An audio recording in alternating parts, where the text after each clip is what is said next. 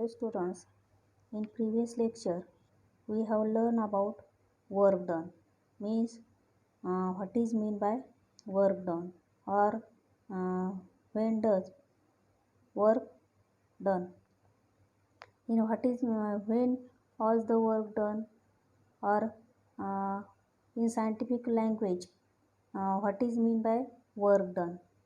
तर मग work done कशाला म्हणायचं? When we apply the force on any object and displacement of that object taking place along the applied force, then we can say that work was done. Then we have also learned that formula which is used to calculate the work done. What is this formula? Work done is equal to, or work is equal to force into displacement. But this formula was used when applied force and displacement are in the same direction.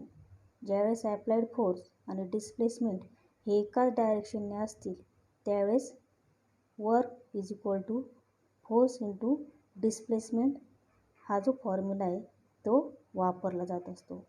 पण काही काही cases अशा आहेत की त्या केसेसमध्ये काय होतं, तर ॲप्लाइड फोर्स आणि ऑब्जेक्टचं जे डिस्प्लेसमेंट आहे त्यांच्या डायरेक्शन या सेम नसतात. मग in this case we can use the different formula, and today we are going to learn that formula when applied force and displacement of object are not in same direction. आता या ठिकाणी काही picture दिसतात बघा तुम्हाला. काल आपण पहिलं पिक्चर बघितलं होतं बघा ए मधलं, की Meenakshi was wants to displace a wooden block from point A to B along the surface of a table. Then we have seen that Meenakshi has used force F for the displacement of the block. ते हे पण विचारलं होतं, has all the energy C spent been used to produce acceleration in block. मग तिने सगळीच energy त्या बॉक्सचं acceleration होण्यासाठी वापरली होती का? तर आपण नाही म्हणून सांगितलं होतं. मग ती एनर्जी तिने कशासाठी वापरली होती, तर which forces has been overcome using that energy. मग आपण बघितलं होतं फ्रिक्शनल फोर्स आणि ग्रॅव्हिटेशनल फोर्स जे त्याच्यावर ओव्हरकम करण्यासाठी तिने जी काही एनर्जी वापरली होती त्याचा यूज झाला होता. द सेकंड पिक्चर बघा, पीमध्ये काय दाखवलं आहे, तर एक मुलगी बघा छोटी, आणि तिचं खेळणं जे त्या खेळण्याला दोरी बांधलेली आहे आणि ती त्या दोरीच्या साहाय्याने ती खेळणं काय करते, खेचते. आणि सी जे पिक्चर आहे त्या पिक्चरमध्ये काय दाखवलं आहे, तर एक मोठी गाडी आहे बघा, आणि त्या मोठी गाडीला लहान गाडीने दोरीच्या साहाय्याने बांधलेली आहे आणि ती मोठी गाडी लहान गाडीला खेचते. म्हणजे you must have seen the events shown in the pictures B and C above. The B आणि सी हे जे पिक्चर्स आहेत त्याच्यामध्ये तुम्हाला काही घटना दिसतात. When a child pools a toy with the help of a string, the direction of force is different from that of displacement. म्हणजे ती जी मुलगी आहे बघा, ती मुलगी स्ट्रिंगच्या साहाय्याने तिची जी टॉय ती काय करते, पुल करते. पण त्या ठिकाणी द डायरेक्शन ऑफ फोर्स, म्हणजे ज्या डायरेक्शननं फोर्स ॲप्लाय केला आहे ती डायरेक्शन आणि displacement of the toy is different. When a large vehicle tows a small one, the direction of force and the displacement are also different. ज्यावेळेस मोठी गाडी लहान गाडीला दोरीच्या साहाय्याने खेचते त्यावेळेस त्या ठिकाणी सुद्धा ॲप्लाइड फोर्स आणि डिस्प्लेसमेंट यांची डायरेक्शनसुद्धा कशी असते, डिफरंट असते. In both these cases the direction of force makes an angle with the direction of displacement. आता या दोन्ही केसमध्ये जर बघितलं तर ॲप्लाइड फोर्स आणि त्या ऑब्जेक्टचं होणारं जे डिस्प्लेसमेंट आहे त्या डिस्प्लेसमेंटमध्ये आणि ॲप्लाइड फोर्समध्ये आपल्याला काहीतरी अँगल तयार झाल्याचा बघायला मिळत असतो. Let us see how to calculate work done in such cases. मग अशा ज्या केसेस असतात बघा त्या केसेसमध्ये वर्क डन कसं कॅल्क्युलेट करतात. कोणत्या केसेस तर ज्या केसेसमध्ये ॲप्लाइड फोर्स आणि डिस्प्लेसमेंट यांची डायरेक्शन ही डिफरंट असते त्या केसेसमध्ये वर्क डन कसे कॅल्क्युलेट करतात ते आपल्याला आज बघायचं आहे. तर बघा पुढं काय सांगितलं आहे मग. When a child pulls a toy cart, force is applied along the direction of the string. आता बी पिक्चरमध्ये बघा फोर्स जे बघा फोर्स जो अप्लाय केलेला आहे त्यामध्ये काय केलेलं आहे. When a child pools a toy car, ज्यावेळेस ती जी मुलगी आहे ती मुलगी तिचं खेळणं ओढते त्यावेळेस काय होतं तर force is applied along the direction of the string. तो फोर्स जो आहे तो फोर्स कशावर ॲप्लाय केलेला आहे तर त्या स्ट्रिंगवर ॲप्लाय केलेला आहे. While the cart is pulled along the horizontal surface. पण ते जे खेळणं आहे बघा ते खेळण्याचं जे डिस्प्लेसमेंट आहे ते कसं झालेलं आहे तर along the horizontal plane or along the ground surface. म्हणजे त्या मुलीने ॲप्लाय केलेला फोर्स हा स्ट्रिंगवर आहे आणि ते जे खेळणं आहे त्या खेळण्याचं डिस्प्लेसमेंट हे हॉरिझॉन्टल लाईनने झालेलं आहे. मग in this case in order to calculate the amount of work done, we have to convert the applied force into the force acting along the direction of the displacement. मग अशा केसेसमध्ये काय करायचं तर वर्क डन कॅल्क्युलेट करण्यासाठी आपल्याला काय करणं आवश्यक आहे तर तो जो ॲप्लाइड फोर्स आहे ते ॲप्लाइड फोर्सचं कन्व्हर्जन कशामध्ये करायचं आहे तर फोर्समध्ये करायचं आहे. पण कोणत्या फोर्समध्ये तर which is acting along the direction of the displacement. त्या ऑब्जेक्टचं डिस्प्लेसमेंट ज्या डायरेक्शनने झालेलं आहे त्या डायरेक्शनच्या फोर्समध्ये ॲप्लाइड फोर्स हा कन्वर्ट करायचा आहे. मग या ठिकाणी आपण काय म्हणू शकतो तर let F be the applied force. मग या ठिकाणी ॲप्लाइड फोर्स हा एफ आहे की जो स्ट्रिंगवर ॲप्लाय केलेला आहे. त्या टॉय कार जी आहे त्या टॉयला जी टाय केलेली स्ट्रिंग आहे त्या स्ट्रिंगवर ॲप्लाइड केलेला फोर्स कोणता आहे तर एफ आहे. And F1B it's component force in the direction of the displacement. आणि दुसरा पण फोर्स दिलेला आहे बघा F1, तो कोणता आहे तर it is the component force of the applied force in the direction of the displacement. म्हणजे F या डायरेक्शनने त्या ॲप्लाइड केलेला हा जो फोर्स आहे त्या फोर्सचा F1 हा कॉम्पोनंट फोर्स आहे which is in the direction of the displacement. वस्तूचं विस्थापन ज्या डायरेक्शनने होतं त्या डायरेक्शनने F हा जो फोर्स आहे त्याचा F1 हा कॉम्पोनंट फोर्स आहे. Let be the displacement, let S be the displacement. आणि त्या ऑब्जेक्टचं किंवा ती जी कार आहे बघा खेळणं जे त्या खेळण्याचं झालेलं जे डिस्प्लेसमेंट आहे ते किती आहे तर यस आहे. The amount of work done is given below. मग या केसेसमध्ये मग वर्क डन कसं कॅल्क्युलेट करायचं तर W is equal to F1 into S. F1 काय घेतलं इथं आता मागच्या तासाला आपण बघितलं होतं बघा W is equal to F into yes.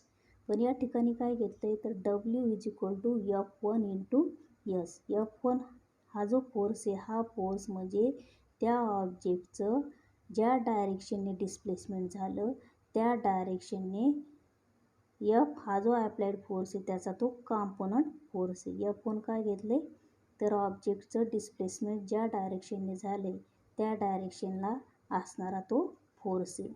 The force F is applied in the direction of the string. आपण आत्ताच बघितलं बघा F हा जो फोर्स आहे तो कोणत्या डायरेक्शनने अप्लाय केलेला आहे तर ती जी टॉय कार आहे त्या टॉय कारला टाय केलेली जी स्ट्रिंग आहे त्या स्ट्रिंगला ॲप्लाय केलेला तो फोर्स आहे. That is at an angle with the horizontal.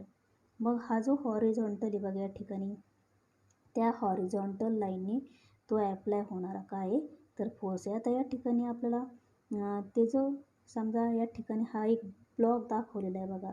समजा तो ब्लॉक जो आहे तो ऑब्जेक्ट आहे. त्या ऑब्जेक्टला एफ या डायरेक्शनने स्ट्रिंग आहे समजायचं. ऑब्जेक्ट म्हणजे ती टॉय आहे आणि एफ हा जो फोर्स आहे ज्या डायरेक्शनने ॲप्लाय केला ती समजा सपोज स्ट्रिंग आहे. त्या स्ट्रिंगच्या डायरेक्शनने एफ हा फोर्स ॲप्लाय केलेला आहे. हा जो ब्लॉक आहे त्या ब्लॉकचं डिस्प्लेसमेंट झालेलं आहे बघा. डिस्प्लेसमेंटच्या डायरेक्शनने ज्या डायरेक्शनने डिस्प्लेसमेंट झाले त्या डायरेक्शनला असणारा जो कॉम्पोनंट फोर्स आहे तो F1ने दाखवलेला आहे. आणि मग F आणि F1 यांच्यामध्ये एक अँगल तयार झालेला आहे बघा. त्या अँगलला थीटा असं म्हटलेलं आहे. मग समजा F आणि F1 या ठिकाणी आपण एक डॉटेड लाईन जर काढली तर त्या ठिकाणी आपल्याला राईट अँगल ट्रायंगल हा तयार झाल्याचा बघायला मिळत असतो. आता इथं काय सांगितलं बघा, let theta be the angle that the string make with the horizontal. Theta हा असा अँगल आहे की तो त्या स्ट्रिंगने टॉय कारला बांधलेली जी स्ट्रिंग आहे त्या स्ट्रिंगने हॉरिझॉन्टल लाईनला तयार केलेला तो एक अँगल आहे. We can determine the component force F1 of this force F. मग या ट्रायंगलच्या सहाय्याने आपण कॉम्पोनंट फोर्स F जो आहे तो डिटरमाइन करणार आहोत. Which acts in the horizontal direction by means of the trigonometry. ट्रिग्नोमेट्रीच्या सहाय्याने F1 हा जो कॉम्पोनंट फोर्स आहे तो आपण डिटरमाइन करणार आहे. आता ट्रिग्नोमेट्री हे जे ते तुम्हाला सेकंड सेमिस्टरमध्ये आहे बघा.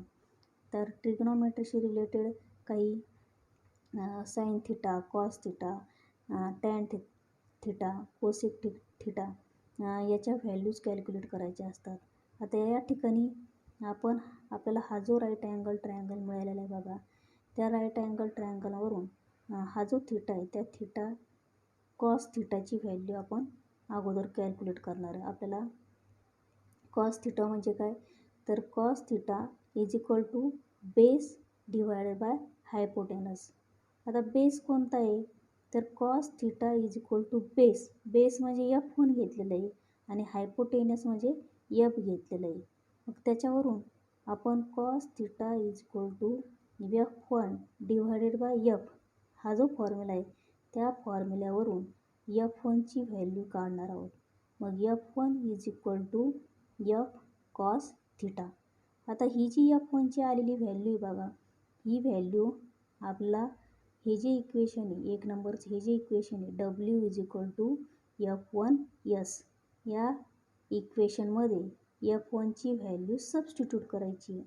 मग F1ची व्हॅल्यू सबस्टिट्यूट केल्यानंतर we get W is equal to F cos theta S. आता आपण हे जे इक्वेशन आहे W is equal to F cos theta S हे जर रिअरेंज केलं तर आपल्याला काय मिळेल बघा, W is equal to F S cos theta. आता या ठिकाणी आपल्याला एक चार्ट दिलेला आहे बघा. या चार्टमध्ये आपल्याला कॉस थिटाच्या काही व्हॅल्यूज दिलेल्या आहेत. समजा कॉस थिटाची जर आपण 0 घेतलं, 90 डिग्री घेतला किंवा 180 डिग्री एवढी जर व्हॅल्यू घेतल्या तर कॉस 90ची व्हॅल्यू A1, कॉस 0ची व्हॅल्यू A1, कॉस 90ची 0 आणि कॉस 180 डिग्रीची -1. मग ह्या ज्या व्हॅल्यू आहेत त्या व्हॅल्यू जर आपण W is equal to F cos theta याच्यामध्ये सबस्टिट्यूट केल्या तर आपल्याला काय मिळतं आणि त्याच्यावरून आपण काय कन्क्लुजन काढू शकतो.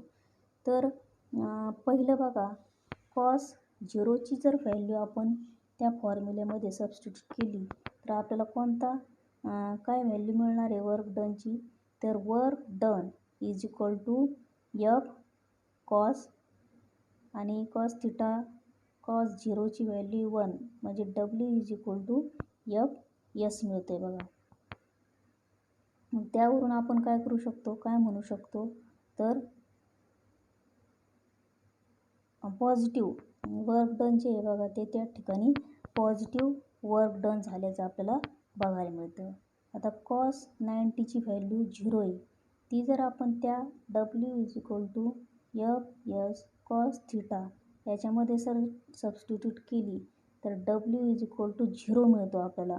म्हणजे त्या ठिकाणी घडून येणारं वर्क डन कसं असणार आहे, 0 असणार आहे.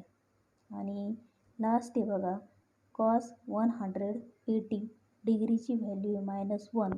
ती जर त्या फॉर्म्युल्यामध्ये सबस्टिट्यूट केली तर आपल्याला काय मिळतं, तर वी गेट W=-Fs. म्हणजे या ठिकाणी घडून आलेलं जे वर्क डन आहे ते कसं असणार आहे, तर निगेटिव्ह असणार आहे. In this way today we have studied the how can we calculate the work done when applied force and displacement of object are not in the same direction. राहिलेला जो भाग आहे बघा तो आपण पुढच्या तासाला बघूया. आज आपण इथंच थांबू. थँक्यू.